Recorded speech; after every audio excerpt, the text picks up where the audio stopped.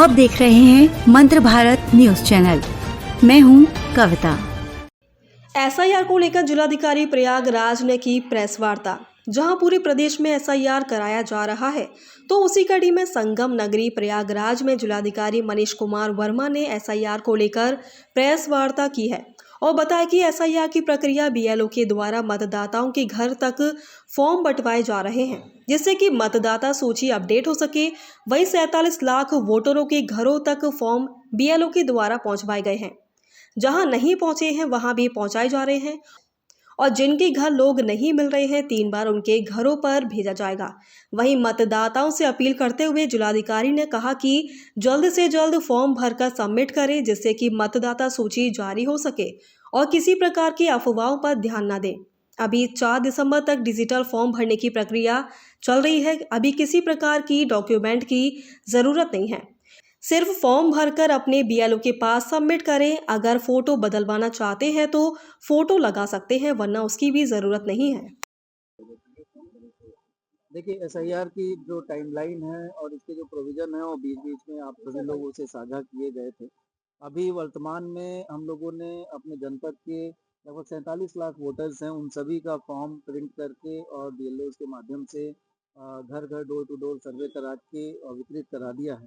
कहीं-कहीं पे इक्का-दुक्का जहाँ पे जो लोग नहीं मिले हैं, उनकी भी जो प्रक्रिया दी गई है कि 3 बार हमारा बीएलओ जाएगा और अगर वहाँ पे किसी घर में कोई भी अ, वोटर अगर नहीं मिलता है तो या तो उनके रिश्तेदार जो होंगे भाई-बहन या माता-पिता उनको, या फिर अगर किसी की मृत्यु हो गई है तो परिवार के सदस्य को, या अगर कोई व्यक्ति वहाँ से परमानेंटली शिफ्ट हो गया तो वहाँ पे चस्पा वगैरह भी कर देंगे, जिससे कि हमारा 100% डिस्ट्रीब्यूशन इस तरह से सुनिश्चित हम लोग करा रहे हैं।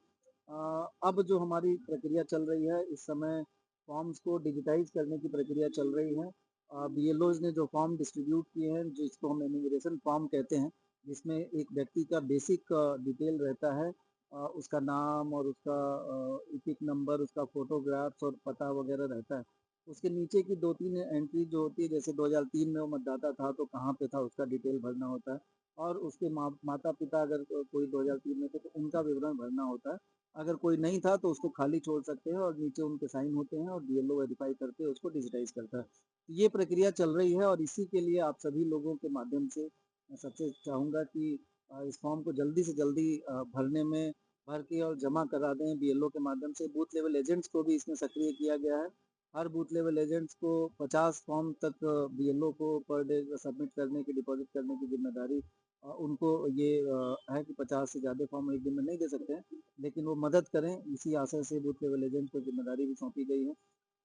जो डॉक्यूमेंट्स की बात है वो अभी हमें वर्तमान में 4 दिसंबर तक हमारा डिजिटाइज़ेशन का और ये कार्य चलेगा, फॉर्म को फिज़िकली भरने का और उसको अपलोड करने का।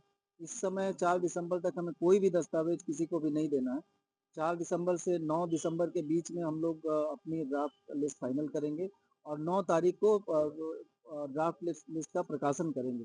9 तारीख को जब 9 दिसंबर को ड्राफ्ट लिस्ट की प्रकाशन हो जाएगा हमारे ड्राफ्ट वोटर लिस्ट की, उसके बाद 9 दिसंबर से लगभग 8 जनवरी तक हमारा जो क्लेम्स एंड ऑब्जेक्शन का टाइम है और उसको हम लोग आगे डिस्पोज़ करके फरवरी के महीने में इसको पब्लिश करेंगे। तो वर्तमान में जो मेन चैलेंज है और जो आप लोगों से सहयोग की अपेक्षा है कि लोग अपना फॉर्म भर के बीएलओ के माध्यम से डिपॉज़िट कर दें, जिससे कि हम लोग अपलोड कर दें। ऑनलाइन भी कोई भी व्यक्ति चाहे तो ईसीआई की वेबसाइट पे जाके ऑनलाइन भी अपने फॉर्म को डिजिटाइज़ कर सकता है। 2003 की मतदाता सूची में आपका नंबर, क्रमांक और नाम कहाँ पे है, ये भी ऑनलाइन व्यवस्था है, उसको ढूँढा जा सकता है।